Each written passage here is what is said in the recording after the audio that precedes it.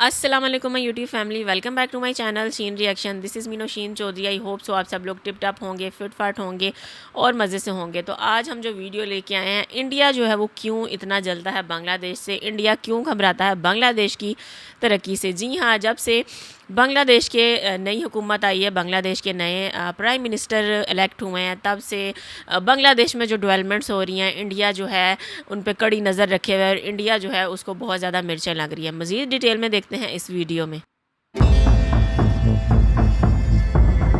ঢাকার আকাশে যেন একটু ভিন্ন অনুভূতি, অন্যরকম আনন্দ। সকালটা অন্য দিনের মতো শুরু হলেও হজরত শাহজালাল আন্তর্জাতিক বিমানবন্দরের ভেতরে ভেতরে চলছিল এক নীরব গুরুত্বপূর্ণ পরিবর্তনের গল্প। এই গল্পটা শুধু প্রযুক্তি স্থাপনের নয়, বরং নিরাপত্তা, কৌশল আর আঞ্চলিক রাজনীতির সূক্ষ্ম ভারসাম্যের। অনেক দিন ধরেই পরিকল্পনা চলছিল, অবশেষে সেই পরিকল্পনা বাস্তবে রূপ নিল। ঢাকায় চালু হলো অত্যাধুনিক এয়ার স্পেস সার্ভেলেন্স সিস্টেম, ফ্রান্সের তৈরি গ্রাউন্ড মাস্টার 403M রাডার। সঙ্গে চালু হয়েছে আধুনিক এয়ার ট্রাফিক ম্যানেজমেন্ট সেন্টার, যেখান থেকে 24 ঘণ্টা নজরদারি রাখা হবে দেশের আকাশপথে।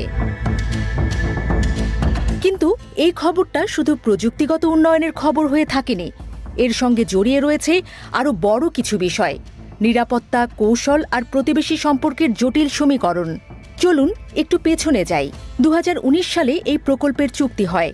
দীর্ঘ প্রস্তুতি, নির্মাণ আর প্রযুক্তি স্থাপনের পর 2025 সালে সেটি পুরোপুরি প্রস্তুত হয়। অবশেষে 2026 সালে এসে এটি আনুষ্ঠানিকভাবে চালু হলো। খরচ হয়েছে প্রায় 942 কোটি টাকা। সংখ্যা বড়, কিন্তু এর পেছনের উদ্দেশ্য আরও বড়: দেশের আকাশপথকে আরও নিরাপদ করা। নতুন এই রাডার কতটা শক্তিশালী?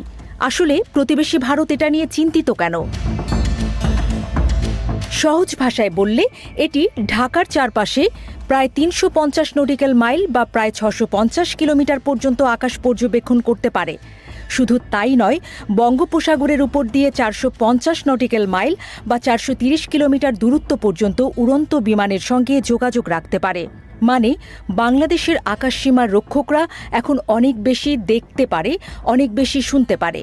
বাংলাদেশ বিমান বাহিনীর কর্মকর্তারা বলছেন, এই সিস্টেম শুধু যুদ্ধ বা নিরাপত্তার জন্য নয়, বরং বেসামরিক বিমান চলাচলের জন্য অত্যন্ত গুরুত্বপূর্ণ। প্রতিদিন শত শত ফ্লাইট ওঠানামা করে। তাদের নিরাপদ ল্যান্ডিং, টেক অফ এবং আকাশের সঠিক পথ ধরে চলা, সবকিছুই এখন আরও নির্ভুলভাবে নিয়ন্ত্রণ করা সম্ভব হবে। কিন্তু গল্প এখানেই শেষ নয়। এই উন্নত নজরদারি ব্যবস্থার কারণে আঞ্চলিক রাজনীতিতে নতুন আলোচনা শুরু হয়েছে। বিশেষ করে প্রতিবেশী দেশ ভারতের সঙ্গে সম্পর্কের প্রেক্ষাপটে বিষয়টি আরও সংবেদনশীল হয়ে উঠেছে। বিশেষজ্ঞদের মতে, এই রাডার সিস্টেমের ক্ষমতা এমন যে এটি সীমান্তের অনেক দূর পর্যন্ত আকাশের গতিবিধি পর্যবেক্ষণ করতে পারে। ফলে ভারতের উত্তর পূর্বাঞ্চলের কিছু অংশ এর আওতায় পড়তে পারে। এখানেই তৈরি হচ্ছে প্রশ্ন: এটা কি শুধু প্রতিরক্ষা উন্নয়ন, নাকি এর মধ্যে লুকিয়ে রয়েছে আরও বড় কৌশল? বিশেষ করে আলোচনায় এসেছে শিলিগুড়ি করিডোর, খুব সরু একটি স্থলপথ যাকে অনেকেই চিকেন স্নেক নামে চেনে। ভারতের জন্য এটি অত্যন্ত গুরুত্বপূর্ণ, কারণ এই পথেই উত্তর পূর্বাঞ্চলের সঙ্গে মূল ভূখণ্ডের সংযোগ বজায় থাকে। এমন একটি সংবেদনশীল অঞ্চলের কাছাকাছি উন্নত নজরদারির ব্যবস্থা স্থাপন স্বাভাবিকভাবেই অনেকের দৃষ্টি কেড়েছে। তবে বাংলাদেশের পক্ষ থেকে বিষয়টি ভিন্নভাবে দেখা হচ্ছে। ঢাকার মতে, এটি সম্পূর্ণরূপে একটি প্রতিরক্ষামূলক এবং বেসামরিক নিরাপত্তা উন্নয়নের অংশ। আধুনিক বিশ্বে প্রতিটি দেশই তাদের আকাশসীমা সুরক্ষিত রাখতে চায়। সেই দিক থেকে এটি একটি স্বাভাবিক পদক্ষেপ। ফ্রান্সের প্রযুক্তি ব্যবহারের বিষয়টিও গুরুত্বপূর্ণ। থ্যালেস নামের একটি বিশ্বখ্যাত প্রতিরক্ষা প্রযুক্তি কোম্পানি এই সিস্টেম তৈরি করেছে। তাদের দাবি, এই রাডার যে কোনো ধরনের উড়ন্ত বস্তু শনাক্ত করতে সক্ষম, তা সে বাণিজ্যিক বিমান হোক, ড্রোন হোক বা অন্য কিছু। সব মিলিয়ে ঢাকার আকাশ এখন আগের চেয়ে অনেক বেশি সুরক্ষিত, অনেক বেশি সচেতন।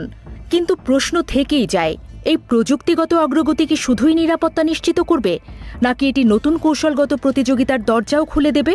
সময়ই তার উত্তর দেবে। এই মুহূর্তে যা স্পষ্ট তা হল, বাংলাদেশ নিজেদের আকাশের উপর আরও দৃঢ় নিয়ন্ত্রণ প্রতিষ্ঠা করতে চাইছে। আর সেই চেষ্টারই নতুন অধ্যায় শুরু হলো এই অত্যাধুনিক রাডার সিস্টেমের মাধ্যমে।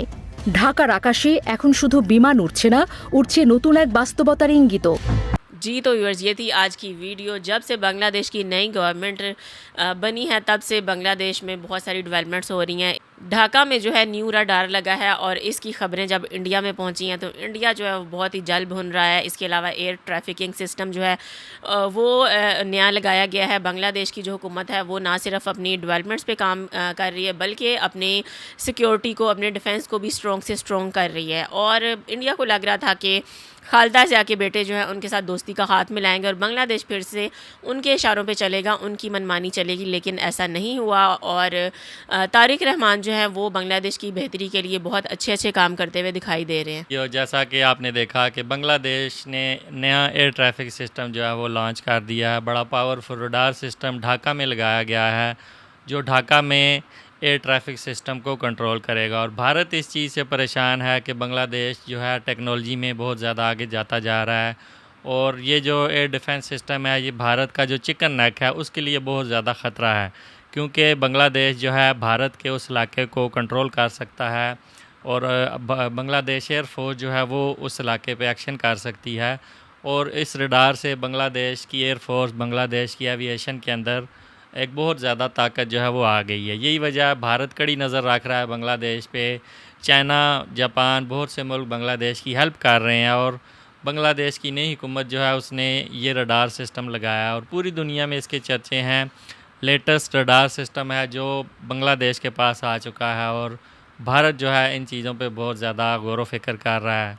तो ज़रूर बताइएगा आपका इसके बारे में क्या ख्याल है। वीडियो अच्छी लगी हो तो वीडियो को लाइक कर दें, चैनल पे नहीं हो तो चैनल को सब्सक्राइब कर दें और बेल आइकन को हल्का सा प्रेस कर दें। मिलते हैं नेक्स्ट वीडियो में। Till then stay healthy, stay wealthy, stay awesome.